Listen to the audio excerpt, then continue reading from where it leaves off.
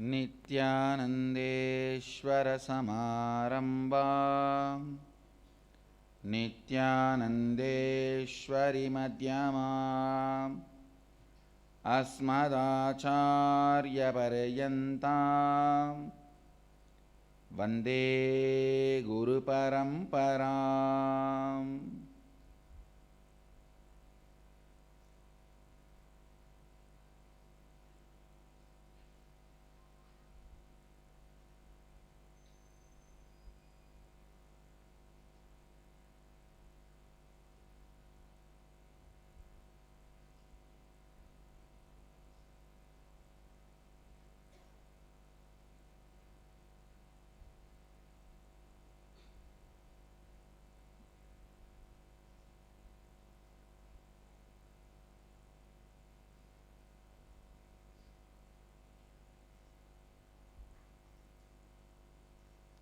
உங்கள் அனைவரையும் வணங்கி வரவேற்கின்றேன்.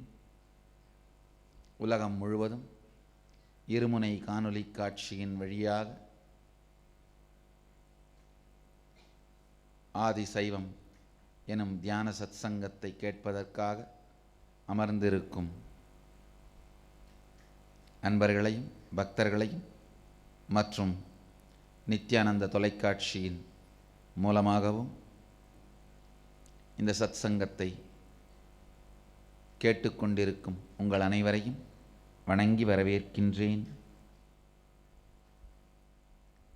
ஆதிசைவம். இதுவரை ஆதிசைவம் எனும் தலைப்பில் உங்களோடு பகிர்ந்து கொண்ட கருத்துக்களின் சாரம், ஆதிசைவம் எல்லா உயிரினங்களும், மனிதன் மட்டுமல்லாது எல்லா உயிரினங்களும்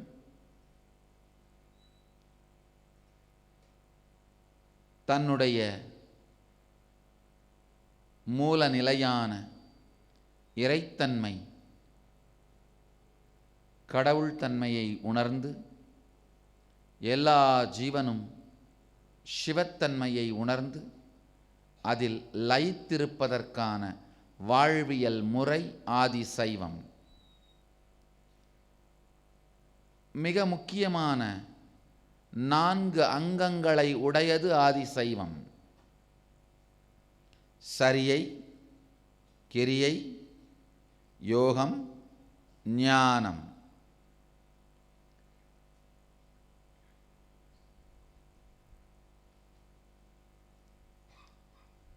ஆதிசைவம் எனும் இந்த வாழ்வியல் முறை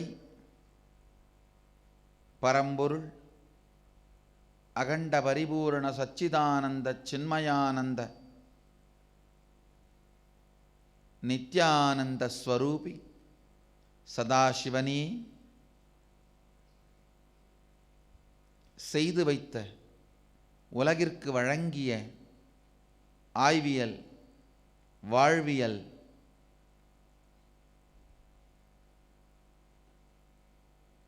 இயைபு, இயல்பு, இருப்பு எனும் 3 நிலைகளிலும் வாழ்வதனால் சிவத்துவத்தை நமக்கு எல்லோருக்கும், நம் எல்லோருக்குள்ளும் அனுபூதியாக மாற்றும் சக்தி வாய்ந்த இந்த வாழ்வியல் முறையை பரம்பொருளாம் பரமசிவனே அருளியிருக்கின்றார். ஆதிசைவம் எனும் இந்த வாழ்வியல் முறையை நோக்கி எரியப்படும் கேள்விகள், சந்தேகங்கள், இவைகளைப் பற்றி நேற்று ஆராய்ந்து கொண்டிருந்தோம். இன்று மேலும் அவைகளை ஆழமாக ஆழ்ந்து பார்ப்போம்.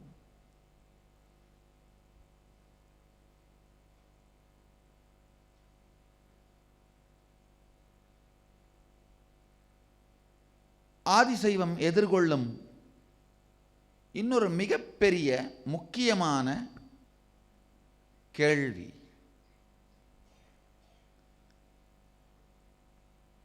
நானே என்னுடைய வாழ்க்கையில் இந்த கேள்வியை சில மூடர்களிடமிருந்து எதிர்கொள்ள வேண்டியிருந்தது. இது ஒரு மிகப்பெரிய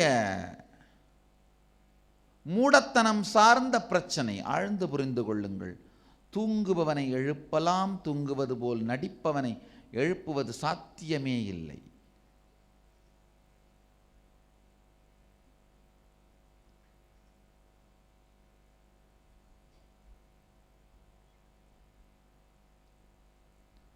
உண்மையை உள்வாங்க வேண்டும் என்று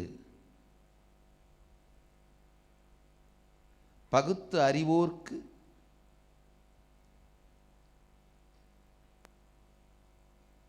பதில் மூலம் சத்தியத்தை சாத்தியமாக்கலாம்.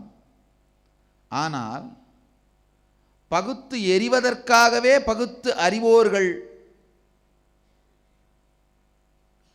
எனும் நபர்களுக்கு பதில் வழங்குவது சாத்தியமே இல்லை. பகுத்து எறிவதற்காகவே பகுத்து அறிபவர்கள்.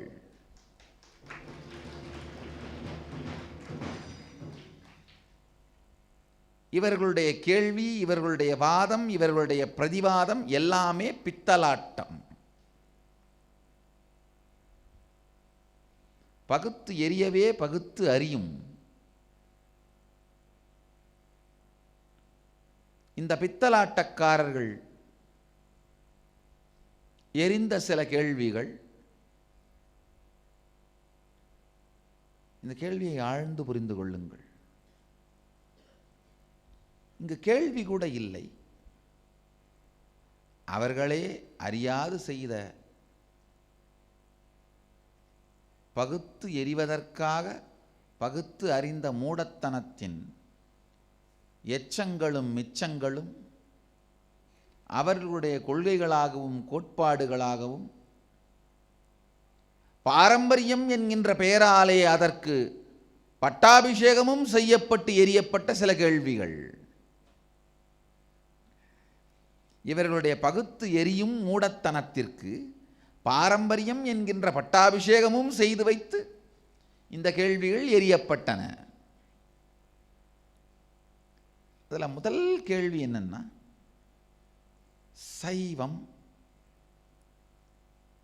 துவைத கருத்தை உடையது. அத்வைதிகளுக்கு சைவத்திற்கும் சைவ மடத்திலும் வேலையே இல்லை. அத்வைதிகள்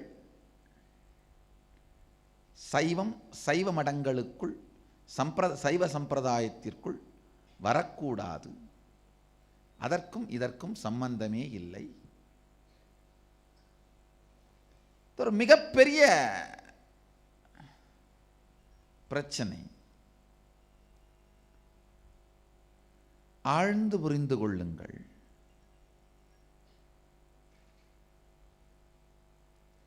இந்த பிரச்சனையை கிளப்பினவங்க யாருமே அத்வைதத்தோட ஆனா ஆவண்ணாவையும் படித்ததில்லை, சைவத்தோட ஆனா ஆவண்ணாவையும் படித்ததில்லை. அனுபூதியாக உணர்ந்ததில்லை என்பது வேறுபுறம், அறிவாலும் கூட ஆராய்ந்ததில்லை. பகுத்து எறிவதற்காக பகுத்து அறிய முயற்சிக்கும் மூடர்கள்.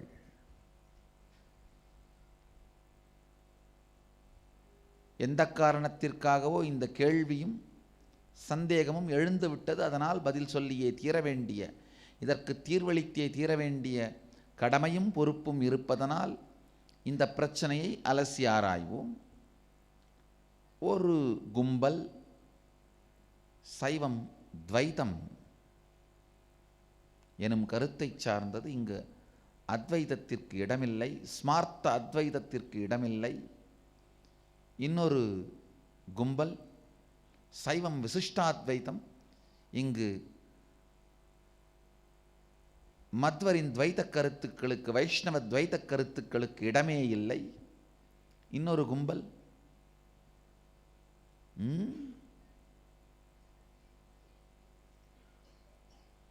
சைவம் விசிஷ்டாத்வைதம். ஒரு கும்பல் சைவம் துவைதம் என்றும் ஒரு கும்பல் சைவம் விசிஷ்டாத்வைதம் என்றும் வேறு வேறு விதமாக இன்னொரு குழுவினர் சைவம் அத்வைதம் சார்ந்தது என்றும், மிகப்பெரிய வாத பிரதிவாதங்களும் போர்களும் இது சார்ந்து மனக்கசப்புகளும் சஞ்சலங்களும்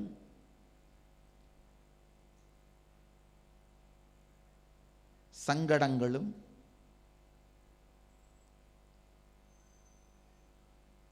பல்வேறு பிரச்சனைகளும் சமூகத்தில் இருந்து கொண்டுதான் இருக்கின்றது. ஆழ்ந்து புரிந்து கொள்ளுங்கள். துவைதம், விசிஷ்டாத்வைதம், அத்வைதம் மூன்றுமே ஒரு ஜீவன் சிவத்துவத்தை அடைகின்ற பாதையிலே உணர்கின்ற அனுபூதிகள்.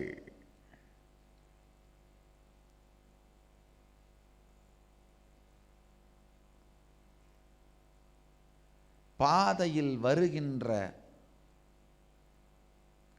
ஊர்களைப் போல, பாதையில் வருகின்ற ரயில் நிலையங்களைப் போல ஒருவன் தன்னை உடல் என்று உணரும் பொழுது பெருமானையும் வடிவத்தில் பார்த்து ரசிக்கின்றான். அது துவைதம். தன்னுடைய மனதிலே நிலவுகின்ற சந்தோஷம் அல்லது துக்கம் அதோடு இணைத்து தன்னை உணர்வு என்று காணும் பொழுது இறைவனையும் பிரபஞ்ச உணர்வாக பார்த்து அதில் தான் ஒரு பாகமாக பார்த்து விசிஷ்டாத்வைதத்தை அனுபவிக்கின்றான். இதை தாண்டி தான் எனும் தனி உணர்வே மறையும் பொழுது ஜீவன் சிவனாக மாறும். சிவோகம் எனும் அத்வைத நிலையை அனுபவிக்கின்றான்.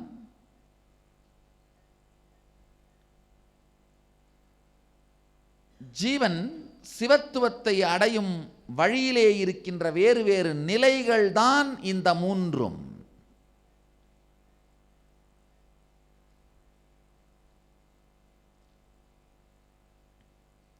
பரம்பொருள் சதாசிவன் நேரடியாக உலகத்திற்கு காட்டியிருக்கும் அருளியிருக்கும் வாழ்வியல் நெறியான ஆதி சைவம் இந்த மூன்றையும் உள்ளடக்கி இந்த மூன்றுக்கும் அப்பாற்பட்டதாய் திகழ்கின்றது.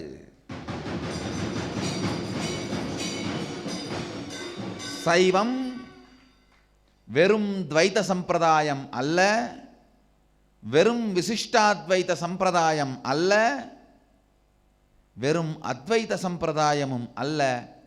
இந்த மூன்றையும் உள்ளடக்கி இதையும் தாண்டி சில பல படிகளையும் உள்ளடக்கியது சைவம். சைவத்தை துவைதத்திற்குள்ளும் விசிஷ்டாத்வைதத்திற்குள்ளும் அடக்க முயற்சிக்கும் மூடர்கள் சிவத்ரோகிகள்.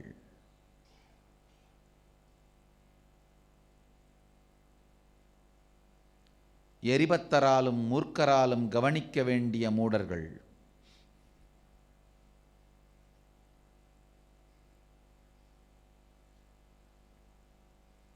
சைவத்தை துவைதம், விசிஷ்டாத்வைதம், அத்வைதம் எனும் எந்த ஒரு சட்டத்திற்குள்ளும் அடக்கிவிட முடியாது. எந்த நிலையில் எந்த ஜீவன் இருந்தாலும் அந்தந்த ஜீவனுக்கு அந்தந்த நிலையிலேயே இருந்து சத்தியத்தை காட்டி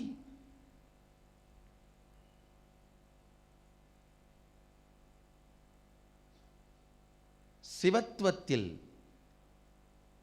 நிலை பெற வைக்கும் வாழ்வியல் முறை சைவம்.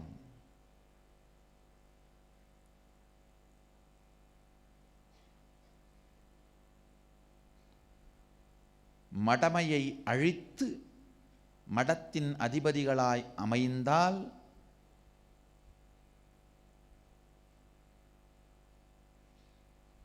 அது மக்களுக்கு நன்மை செய்யும். மடைமையை அழிக்காமல்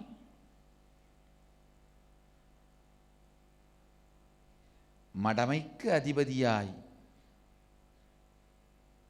இருந்து கொண்டு சிலர் மடாதிபதிகளாய் இருப்பதனால்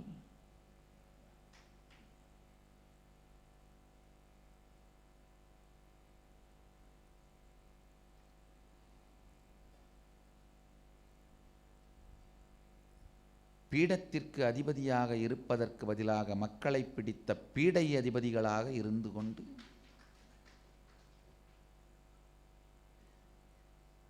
சத்தியம் மக்களுக்கு சாத்தியம் ஆவதற்கு வழி சொல்லாது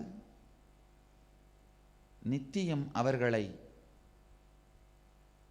குழப்பத்தில் ஆழ்த்தி குருட்டாட்டமாடி குழியில் விழுந்திடும் கதியை என்னவென்று சொல்வது? சைவம், துவைத்தம், அத்வைத்தம், விசிஷ்டாத்வைத்தம் எனும் 3 சம்பிரதாயங்களையும் உள்ளடக்கியது. இவை 3ற்கும் அப்பாற்பட்டது. இது ஒரு முழுமையான வாழ்வியல் முறை. இங்க பிரச்சனையே என்னன்னா,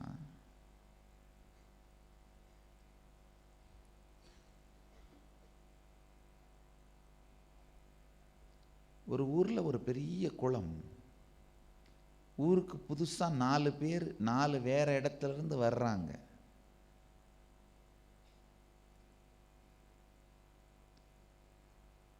அதுல வந்த ஒருத்தர் அங்கிருந்த ஊரில் இருந்த ஒரு குடியானவன் விவசாயியை பார்த்து கேட்கிறார்கள்,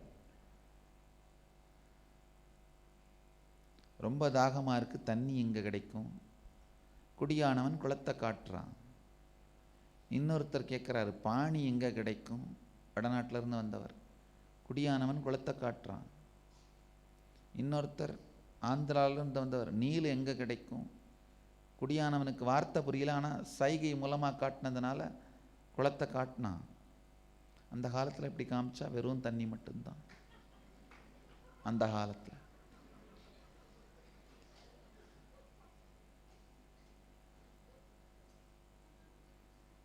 இன்னொருத்தர் கொஞ்சம் வெள்ளத்தோலாக இருந்தது, வாட்டர் எங்கே கிடைக்கும்? குடியானவன் குளத்தை காட்டினான். 4 பேருமே அந்த குளத்தை நோக்கி போயிட்டு இருக்கிற வழியில் ஒருத்தர் பார்த்துக்கிட்டாங்க. ஒருத்தர் கேட்டார், நீ எங்கே போகிற? நான் தண்ணியை தேடி போகிறேன். நீ எங்கே போகிற? நான் வாட்டரை தேடி போகிறேன். நீ எங்கே போகிற? நான் பானியை தேடி போகிறேன். நீ எங்கே போகிற? நான் நீலை தேடி போகிறேன். என்னையா 4 பேரும் ஒரே இடத்துக்கு போயிட்டுருக்குறோம்? இவன் சொல்கிறான், இல்லை அந்த ஊர்க்காரர் ஒருத்தர் சொன்னார், இங்கே நீல் தான் இருக்குது. இன்னொருத்தன் சொன்னான், இல்லை அங்கே பானி இருக்குது, நீல் இல்லை, அவன் எனக்கு சொல்லித்தான் அனுப்புனான். இன்னொருத்தர் சொன்னான், இல்லைப்பா அங்கே இருக்கிறது வாட்டர், தண்ணி இல்லை, நீலும் இல்லை, பானியும் இல்லை, தண்ணியும் இல்லை, வாட்டர். இன்னொருத்தன் சொன்னான், கிடையவே கிடையாது, நான் இந்த ஊருக்காரன், நான் பக்கத்து ஊருக்காரன், இந்த ஊருக்காரன் எனக்கு தெளிவாக சொன்னான் இங்கே தண்ணி தான் இருக்குன்னு. 4 பேரும் விவாதத்தில் ஈடுபட்டார்கள். விவாதம் வேகத்தோடு சண்டை துவங்கியது. சண்டை சச்சரவை கொண்டு வந்தது. சச்சரவில் ஒருவரை ஒருவர் அடித்துக்கொள்ள துவங்கினார்கள்.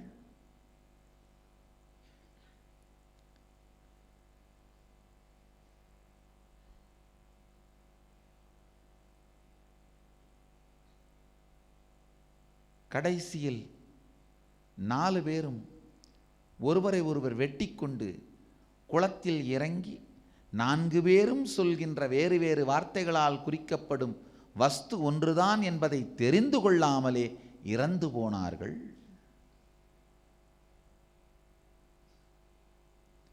மடையர்களுக்கு அதிபதிகளாய்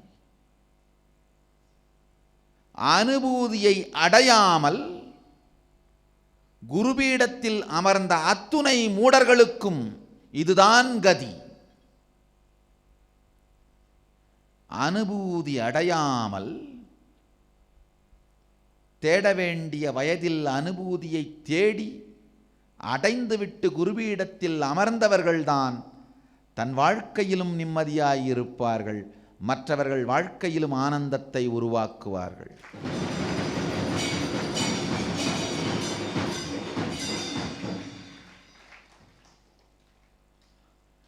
சின்ன வயசுல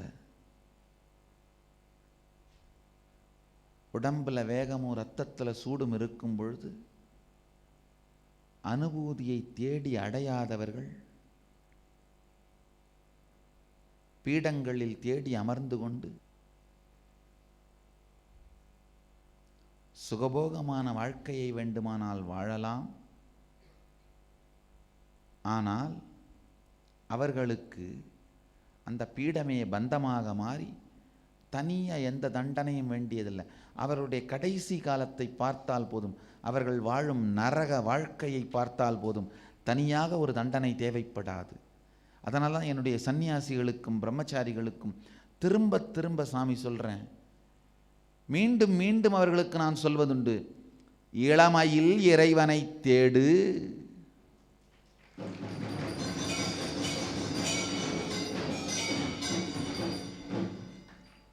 இளமையிலேயே இரத்தத்தில் சூடிருக்கும் பொழுதே, உடலிற்கும் மனதிற்கும் சக்தி இருக்கும் பொழுதே, அவை இரண்டும் உங்கள் கட்டுப்பாட்டில் இருக்கும் பொழுதே இறைவனை தேடி அனுபூதியாய் இருப்பாய் அவனை உணர்ந்து விடுங்கள்.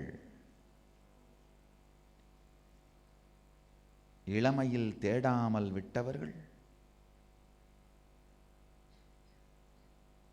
முதுமையில் படும் கஷ்டத்தை நான் நேரில் பார்த்திருக்கின்றேன்.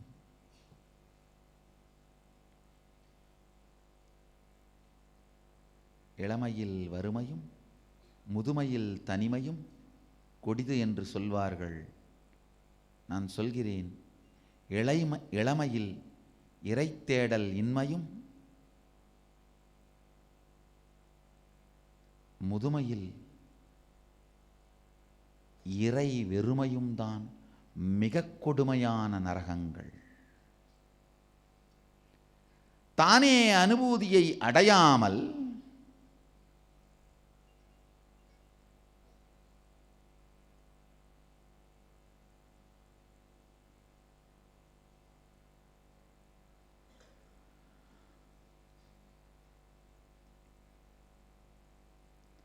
தானே அனுபூதியை அடையாமல் விட்டது மட்டுமல்லாது, அனுபூதி அடைந்தவர்கள் உலகிற்கு சொல்லும் உண்மையையும் மூடத்தனத்தால் மறுத்துரைத்து எதிர்த்துரைத்து மேலும் மேலும் கர்மத்தை உருவாக்கிக் கொள்ளும் மனம் கொண்ட மூடர்கள்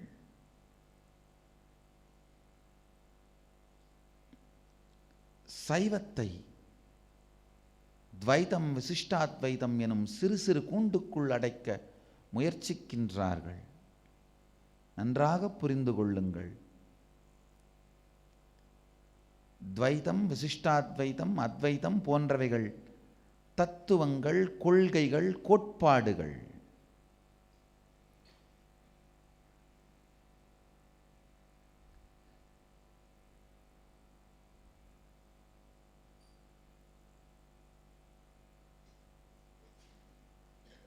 உறைய வைக்கப்பட்ட ரோஜா மலரில் உயிர் இருக்க வாய்ப்பே இல்லை. உறைய வைக்கப்பட்ட தாமரை மலரில்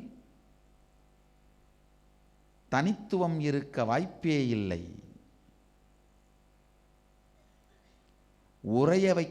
வார்த்தைகளால் கொள்கை, கோட்பாடு என்று உறைய வைக்கப்பட்ட எந்த சத்தியத்துக்கும் உயிர் இருப்பதில்லை. உறைய வைக்கப்பட்ட ரோஜா மலருக்கு உயிர் இருப்பதில்லை. உறைய வைக்கப்பட்ட தாமரை மலருக்கு தனித்துவமான சக்தி இருப்பதில்லை. எத்துணை நாள் அந்த மலர் தாமரை தண்டோடு தண்ணீரில் உயிரோடு இருக்கிறதோ அத்துணை நாள் வரைதான் அதற்கு தனித்துவமான உயிர் உண்டு.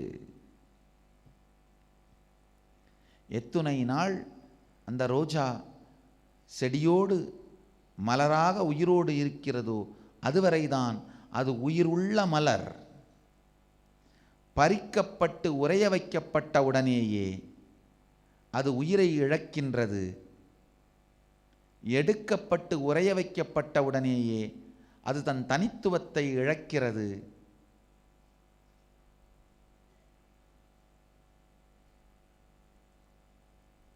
கொள்கை கோட்பாடு எனும் சிறையில் அடைத்து வார்த்தை எனும் சங்கிலியால் கட்டப்பட்டவுடனேயே சத்தியம் தன் நித்தியத்துவத்தை இழக்கிறது. துவைதம், விசிஷ்டாத்வைதம், அத்வைதம், மூன்று கொள்கைகளும் தத்துவங்களும் இதுபோல வார்த்தை எனும் சங்கிலியால் கட்டப்பட்டு கொள்கை கோட்பாடு எனும் சிறையில் சிறை வைக்கப்பட்ட கருத்துக்கள். அவைகளுக்கு தன் தனித்துவத்தால் முழுமையாக ஒரு ஜீவனை சிவத்தன்மைக்குள் கொண்டு செல்லும் ஆற்றல் இல்லை. ஒரு குறிப்பிட்ட காலத்தில் குறிப்பிட்ட நிலையில் மாத்திரம் குறிப்பிட்ட மனிதர்களுக்கு உதவுகின்ற சக்தி மட்டும்தான் அதற்கு உண்டே தவிர இந்த ஒவ்வொரு தத்துவத்திற்கும் தனித்தனியாக ஒரு ஜீவன் அதன் இருப்பு நிலையிலிருந்து சிவத்தன்மையான இயல்பு நிலைக்குள் செல்லுகின்ற வரை வழிகாட்டுவதற்கான முழுமைத்தன்மையை இந்த எந்த ஒரு தத்துவத்தாலும் தனியாக செய்துவிட இயலாது. ஆனால் சைவம் எனும் வாழ்வியல் முறையால் ஒரு ஜீவன் எந்த நிலையில் இருக்கின்றதோ அந்த நிலையிலேயே துவங்கி இயைபு, இயல்பு, இருப்பு எனும் மூன்று நிலைகளிலும் ஜீவனை பயணிக்க வைத்து சிவத்துவத்தில் நித்யானந்தத்தில் நிரந்தரமாய் இருக்க வைக்கும் தெளிவும் சக்தியும் சைவத்திற்கே உண்டு. ஏனெனில்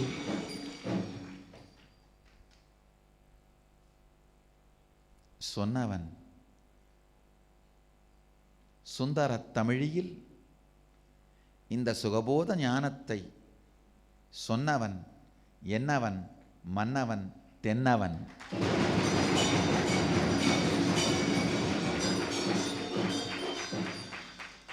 விண்ணவன் விண்ணோரும் காணாத மன்னவன்.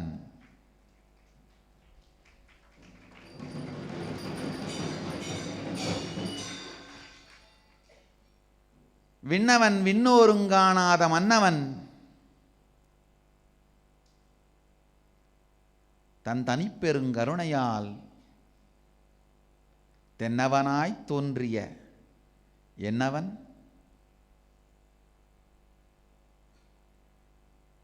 சைவம் எனும் வாழ்வியல் முறையை சொன்னவன்.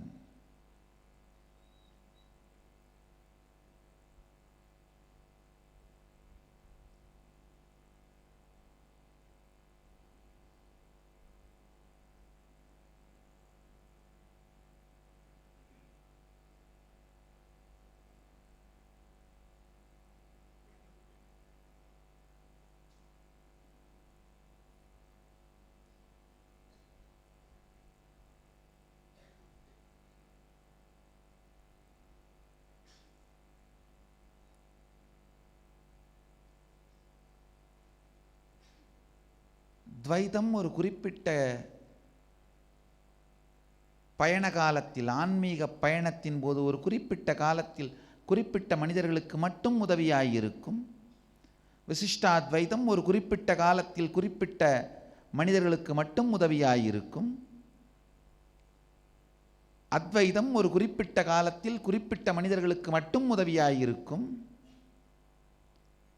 ஆனால் சைவமோ இந்த மூன்றையும் உள்ளடக்கி இதையெல்லாம் தாண்டி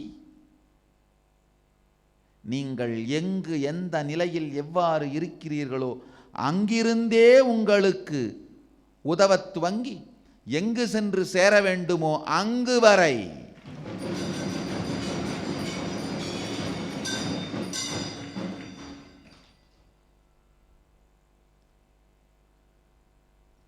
குறிக்கோளாய்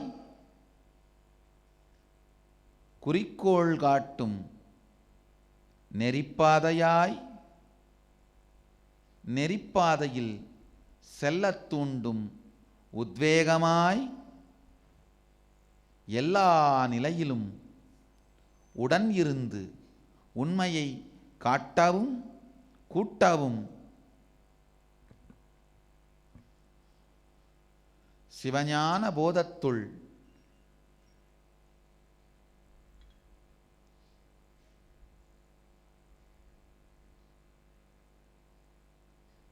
சிவத்துவ நிலைக்குள் எப்பொழுதும் இருக்கச் செய்யவும் வழியில் ஜீவன் எதிர்கொள்ளுகின்ற எல்லா தடைகளையும் அழிக்கும் திறனும் சந்தேகங்களையெல்லாம் தீர்க்கும் தெளிவும் வழியில் ஏற்படும் சோம்பல் மனச்சோர்வு இவைகளையெல்லாம் அழித்து உற்சாக ஊஞ்சலில் ஏற்றி நம்மை உத்தம நிலைக்கு கொண்டு செல்லும் எல்லா நுட்பங்களும் நுண்மைகளும், நுட்பம் அப்படின்னா டெக்னிக், நுண்மை அப்படின்னா டெக்னாலஜி.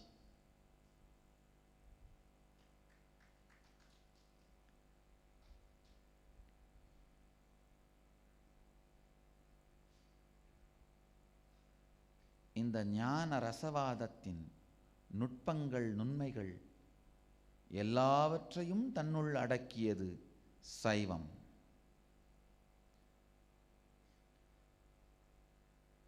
சிவோகம் எனும் சத்தியம் அகம் பிரம்மாஸ்மி எனும் வார்த்தைக்கு சமம் கிடையாது. அகம் பிரம்மாஸ்மி ஸ்மார்த்த அத்வைதம், சிவோகம் சைவ சத்தியம்.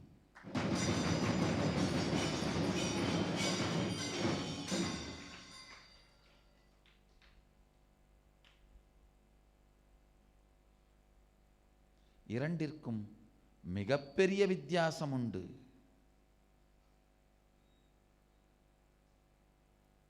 பிரம்மம் என்று ஸ்மார்த்தம் விளக்குவது இருப்பு இருப்பின்மை என்கின்ற எல்லாவற்றையும் முழுமையாக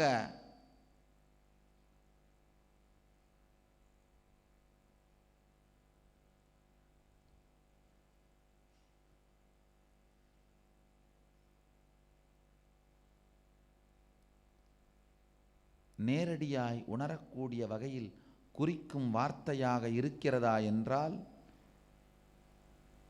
நடைமுறையில் இல்லை. பிரம்மம் வெளிப்படாத மூலப்பொருளாகவே மீண்டும் மீண்டும் எல்லாராலும் வர்ணிக்கப்படுகின்றது.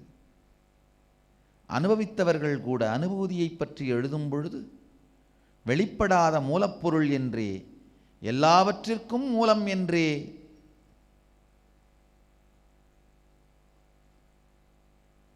அதை ஒரு தன்மை என்றும் பொருள் என்றுமே விவரிக்க முற்படுகிறார்கள். ஆனால் சிவம் வெறும் சில குணங்கள் தன்மைகள் இவைகளின் தொகுப்பு அல்ல.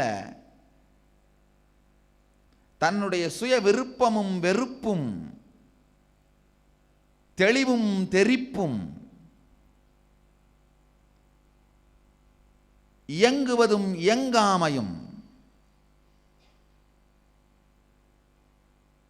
தேவைப்படின் இயங்கவும் வேண்டாமெனும் பொழுது இயங்காமல் இருக்கின்ற சுதந்திரமும் கொண்ட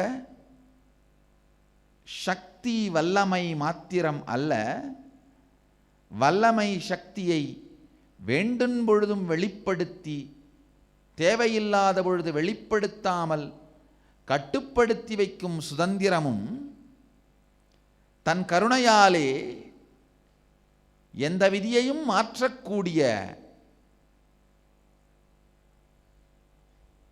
எதிலும் தலையிட்டு எல்லா விதி நிஷேதங்கள், செய்ய வேண்டியவை செய்ய வேண்டாதவை, செய்யக்கூடியவை செய்யக்கூடாதவை எனும் விதிகளையெல்லாம் அப்பாற்பட்டு இயங்கும் இருப்பு நிலையாக சிவம் எனும் வார்த்தை நமக்கு தெளிவாக அந்த உணர்வை உணர்த்துகிறது.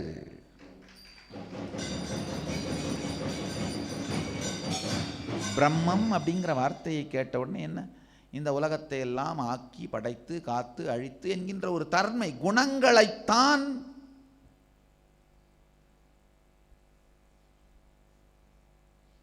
நீங்கள் உணர்கிறீர்கள், சிந்திக்கிறீர்கள், நினைக்கிறீர்கள், படிக்கிறீர்கள்.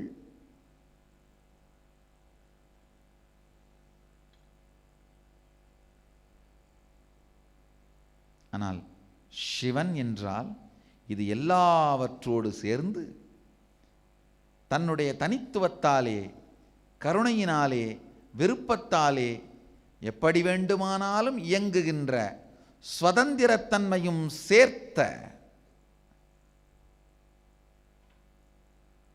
சுந்தர வெளிப்பாடாக நினைத்தவுடனேயே சிந்தை இனிக்கும்,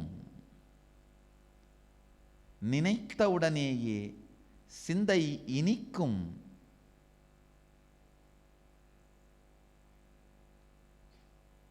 சிவபெருமான் உணர்வே மேலோங்கி நிற்பதால் அகம் பிரம்மாஸ்மி எனும் மகாவாக்கியத்தை விட சிவோகம் எனும் மகாவாக்கியம் அதிகம் உபயோகத்திற்கு உரியது, உண்மையை அளிக்கும் சக்தி வாய்ந்தது, நேரடியாக அனுபவத்திற்கு உரியது, சத்தியத்தை சாத்தியமாக்கும் சக்தி உடையது.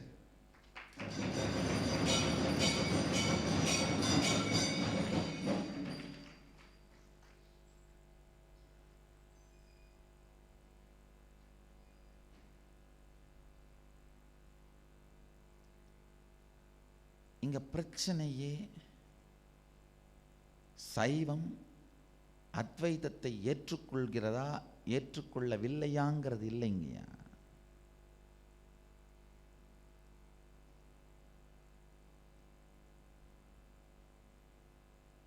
பிரச்சனை என்னன்னா,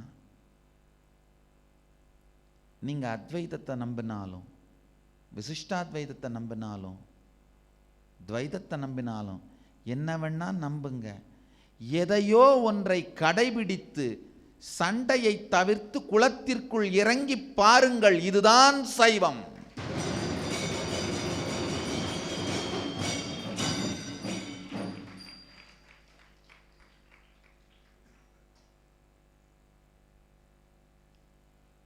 சைவம்னா என்னன்னா, துவைதமா விசிஷ்டாத்வைதமா அத்வைதமான் கடைசி வரைக்கும் குளத்தில் இறங்கி பார்க்காமலே அடிச்சிட்டு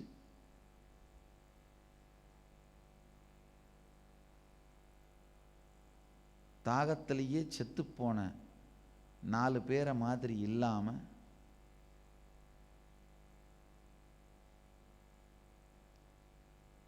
குளத்தில் இறங்கி பார்த்துருந்தா அவங்களுக்கு தெரிஞ்சிருந்திருக்கும். 4 வார்த்தையால் 4 பேரும் சொன்னதும் ஒரு பொருள் தான். ஆனால் அந்த பொருள் இந்த 4 வார்த்தைக்கும் அப்பாற்பட்ட உண்மை.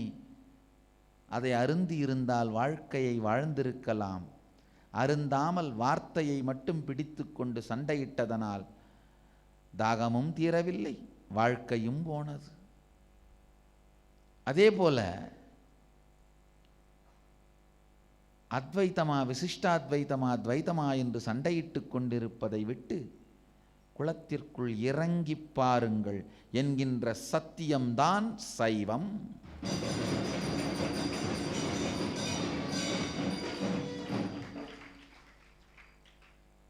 சைவத்திற்கான ஒரு ஆழமான விளக்கம் இதுதான். இறங்கி பார்.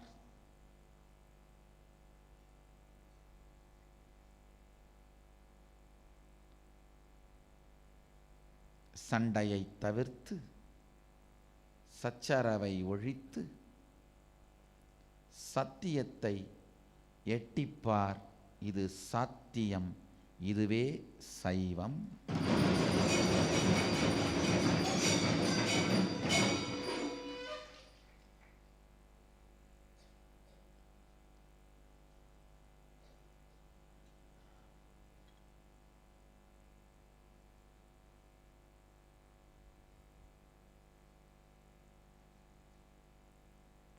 பாடி பாடி பாடி பாடி கரைந்து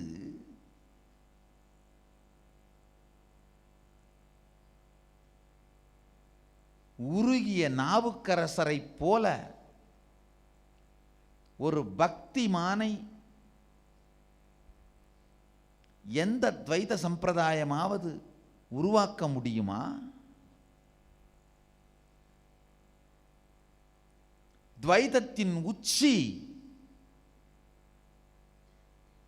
சவிகல்ப சமாதியிலேயே வாழ்ந்த திருநாவுக்கரசு பெருமான்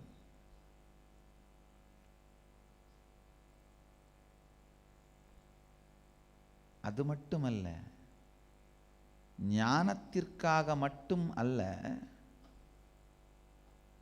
காதலி கூட அல்ல, இரண்டாவது கள்ளக்காதலிக்காக பெருமானையே தூதனுப்பிய சுந்தரன் இவனை போன்றொரு இன்னொரு பக்தனை எந்த சம்பிரதாயத்தில் காட்ட முடியும்? எந்த மதமோ தத்துவமோ இது போன்றதொரு பக்தியின் சக்தியை வெளிப்படுத்த முடியும்?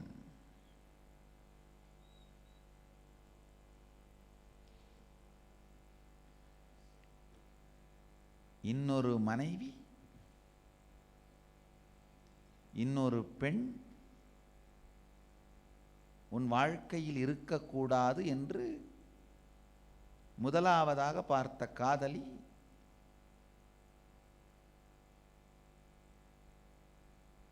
நிபந்தனை விதிக்கிறாள். சுந்தரர் அந்த பெண்ணிடம் சரி சரின்னு சொல்லிட்டு வந்துடுறார். ஆனால் இவருக்கே இவர் மேலே அந்த அளவுக்கு நம்பிக்கை இல்லை. அந்த பெண்ணும் இவரை நேரடியாக நம்ப தயாராக இல்லை. அதனால் நாளைக்கு காலையில் திருவொற்றியூர் கோவிலில் பெருமான் பலிபீடத்தின் முன்னாடி சத்தியம் பண்ணி கொடு, பெருமான் முன்னாடி பெருமானுடைய சாநித்தியத்தில் சத்தியம் பண்ணி கொடுன்னு பெண் கேட்கிறா. சுந்தரரும் சரின்னு சொல்லிட்டு வந்துடுறாரு. காரணம் என்னன்னா, பெருமானே நம்ம கட்டுப்பாட்டில் தானே இருக்காரு. பக்தியின் சக்தி பாருங்க.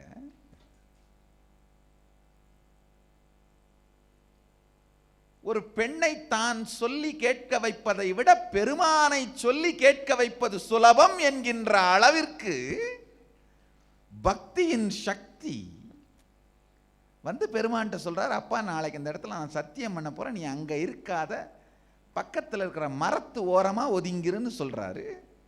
பெருமான் அப்படியே ஆகட்டும் அப்பா அப்படின்னுறாரு. அதோட சும்மா இல்ல, அந்த பெண் கனவுல போய் நாளைக்கு என்ன இங்க போவ சொல்லி சுந்தரன் சொல்லி இருக்கா, நீ சத்தியத்தை அந்த இடத்துல கேட்டு வாங்குன்னு சொல்றாரு.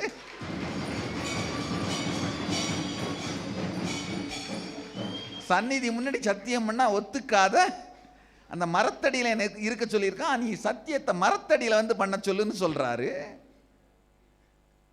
அப்ப அந்த பெண்ணின் பக்தியின் மாண்பு பாருங்கள்.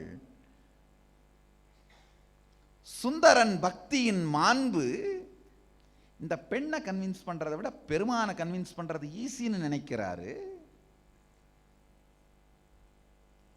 அந்த பெண்ணோ நீ எவ்வளவு பெரிய பக்தனா இருந்தாலும் என் பக்திக்கு பெருமான் துரோகம் செய்ய மாட்டான் அப்படின்னு நினைக்கிறா.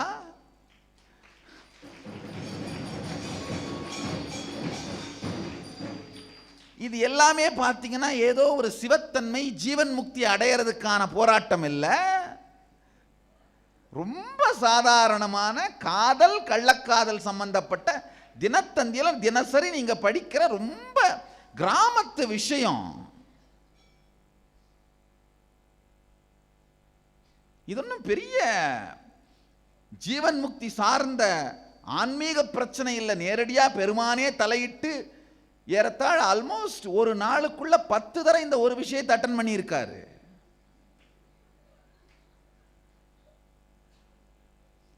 வெறும் 24 மணி நேரத்துக்குள்ள 10 தரம் இங்கேயும் அங்கேயும் மாறி மாறி கோள் சொல்லி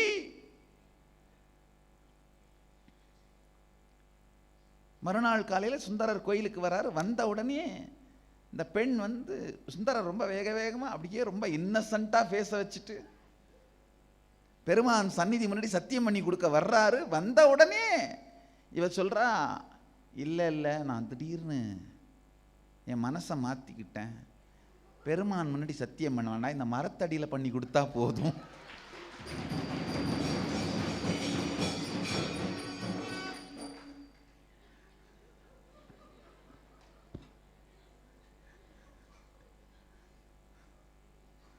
சுந்தரருக்கு பெருமானை சந்தேகப்படுகின்ற அளவிற்கு மனம் ஒத்துக்கொள்ளவில்லை. ஆனால் சொன்னதனால் சத்தியத்தை செய்து கொடுக்க மாட்டேன் என்றும் சொல்ல முடியவில்லை. சத்தியமும் பண்ணி கொடுத்துறாரு.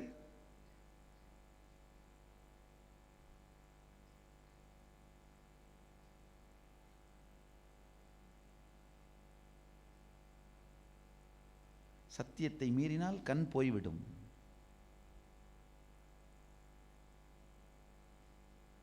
கடைசியில் அதையும் மீறாரு.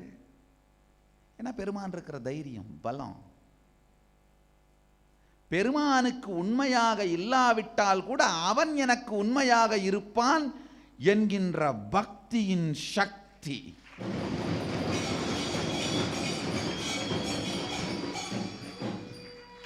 அவனுக்கு நான் உண்மையா இருந்தா எனக்கு அவன் உண்மையா இருப்பாங்கிறது பக்தி. அவனுக்கு நான் உண்மையா இல்லைன்னா கூட எனக்கு அவன் உண்மையா இருப்பான்ற தெளிவு பக்தியின் சக்தி.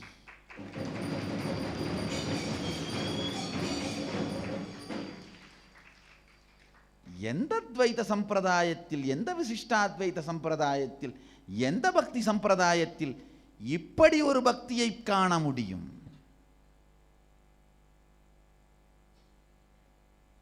அது மட்டுமல்ல, இரண்டாவது மனைவிக்கு, கள்ளக்காதலிக்கு பெருமானையே தூதாகவும் அனுப்புகிறார். நீயே போய் கொஞ்சம் பார்த்து, சுந்தரர் ரொம்ப நல்லவர், மானே தேனேன்னு நீயே கொஞ்சம் சேர்த்து. காலேஜ் பசங்க அவங்க ஃப்ரெண்ட்ஸை தூது அனுப்புகிற மாதிரியே பண்ணியிருக்காரு. இன்னும் ஒரு 4-5 விஷயத்தை நீயே சேர்த்து சொல்லு. பெருமான் கேட்குற, நான் என்னென்னலாம் சொல்லணும்னு சொல்லு, அதை அப்படியே சொல்லிட்டு வர்றேன். நான் 2-3 சொல்கிறேன், உன் கிரியேட்டிவிட்டியை யூஸ் பண்ணி இன்னும் ஒரு 4-5 நீயே சேர்த்து சொல்லிட்டு வாப்பா. அதையும் செய்கிறார்.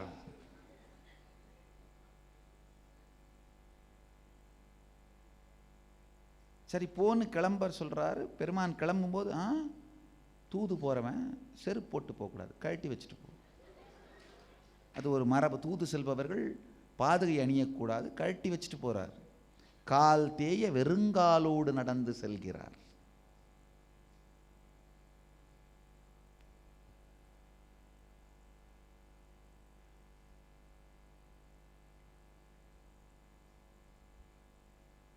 அதையும் பண்றார். அதுக்கு பிறகு இழந்த 2 கண்ணையும் திருப்பியும் கொடுக்கிறார். வேறு எந்த சம்பிரதாயத்தில் இது போன்ற பக்தியை, சில சம்பிரதாயங்களில் ஒருவேளை இது போன்ற பக்தர்கள் இருந்தால் கூட இந்த மாதிரியான செய்திகளை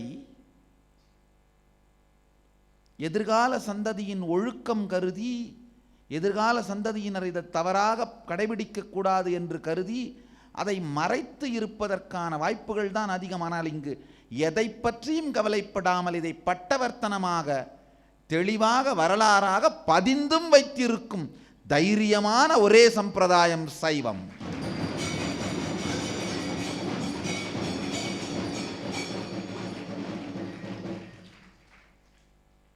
ஏனென்றால் தனி மனித ஒழுக்கம், சமூக ஒழுக்கம், இயற்கையின் போக்கு, இது எல்லாவற்றையும் தன் கருணையின் மாத்திரத்தால் நடத்துவதும் நடத்தாததும், நிற்பதும் நிற்காததும், இயக்குவதும் இயக்காததும் தன் இச்சா மாத்திர சுதந்திரமே எனும் பேரொழுக்கு பெருமான். சாதாரண விதிகள், ஒழுக்கங்கள், எந்த விதியை வேண்டுமானாலும், எப்படி வேண்டுமானாலும், எதனோடு வேண்டுமானாலும் விளையாடும் தன்மை பேரொழுக்கு. பேரொழுக்கு பெம்மான் இந்த வாழ்வியல் முறை என்பதனால் வேரொழுக்கு பற்றி கவலைப்படாமல் வரலாறை உள்ளது உள்ளபடியே உரைத்து வைத்தார்கள்.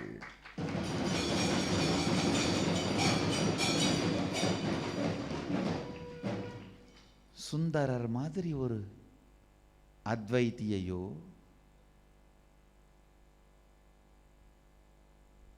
சுந்தரர் மாதிரி ஒரு பக்தரையோ வேறு எந்த சம்பிரதாயத்தில் காண முடியும்? ஞானசம்பந்த பெருமான்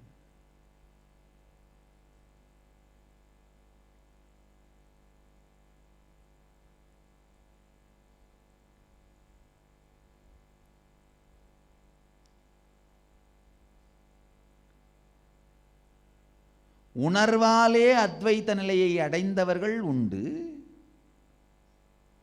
உடலை கூட மிச்சம் விடாமல் இறை சக்தியோடு கரைத்து விட்ட சுத்தாத்வைதிகள் ஞானசம்பந்தரும் மாணிக்கவாசகப் பெருமானும்.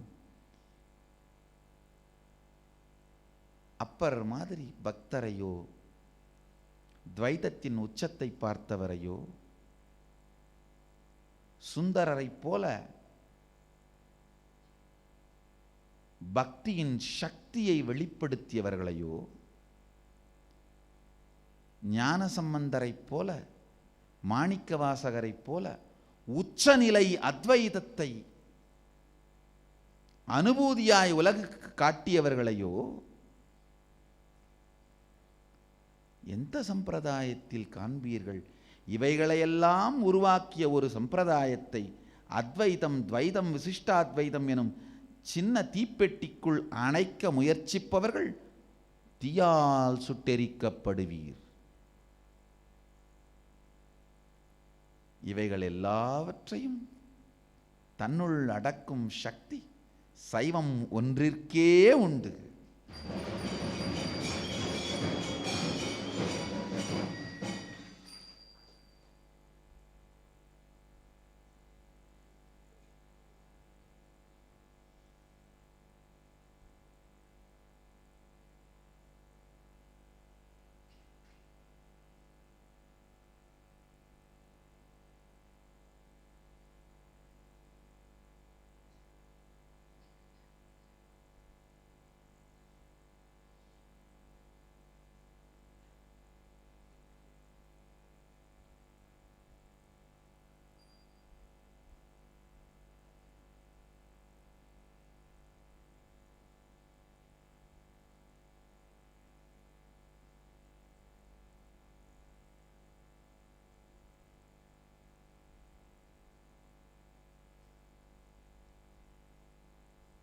சைவத்தை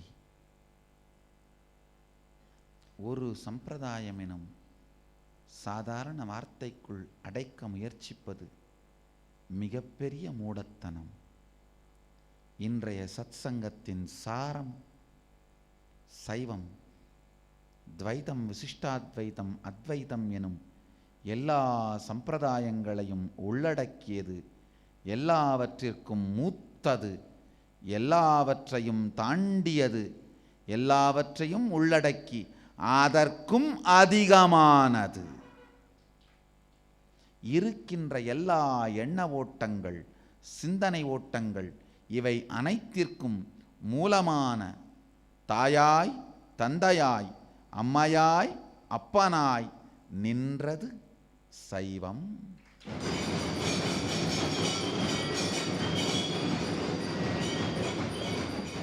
பிரபஞ்சத்திற்கே அம்மையப்பன் தந்த வாழ்வியல் என்பதனால் எல்லா தத்துவங்களுக்கும் வாழ்வியல் நெறியாய், அம்மையப்பனாய் பிரபஞ்சத்திற்கே அம்மையப்பன் அளித்த வாழ்வியல் நெறி என்பதால் எல்லா தத்துவங்களுக்கும் அம்மையப்பனாக இருக்கும் வாழ்வியல் நெறி சைவமே.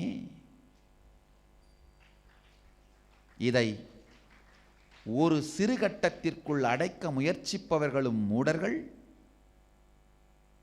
அது ஒரு சிறு பகுதிக்குத்தான், சிறு கட்டத்திற்கு சொந்தமானது என்று சிந்திக்க முயற்சிப்பவர்களும் மூடர்கள், அதை பரப்ப முயற்சிப்பவர்கள் பாவிகள். சைவம் எல்லா சத்தியங்களையும் உள்ளடக்கியது. எல்லா சத்தியங்களுக்கும் உள் அடங்குவது. எல்லா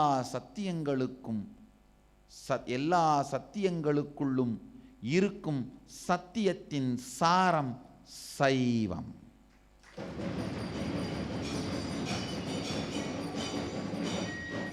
எந்த ஒரு மதத்திலும் தத்துவ கோட்பாட்டிலும் கொள்கையிலும் எந்த அளவுக்கு சைவம் உள்வாங்கப்பட்டிருக்கிறதோ அந்த அளவிற்கு அது உலகத்திற்கும் தனக்கும் உபயோகமாகும் என்பதை அறுதியிட்டு கூறி தொடர்ந்து ஆதிசைவம் பற்றிய சத்தியங்களை உங்கள் வாழ்க்கையில் சாத்தியமாக்கிக் கொள்ள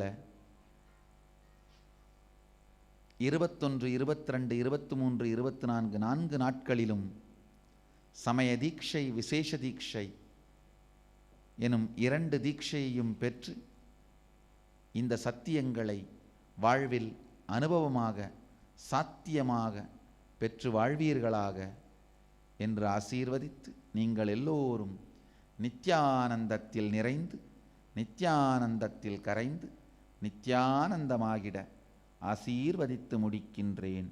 நன்றி. ஆனந்தமாக இருங்கள். நித்யானந்த தியான பீடம், நித்யானந்த நகர், பிடதி, பெங்களூரு. Phone 08027279999 www.nityananda.org.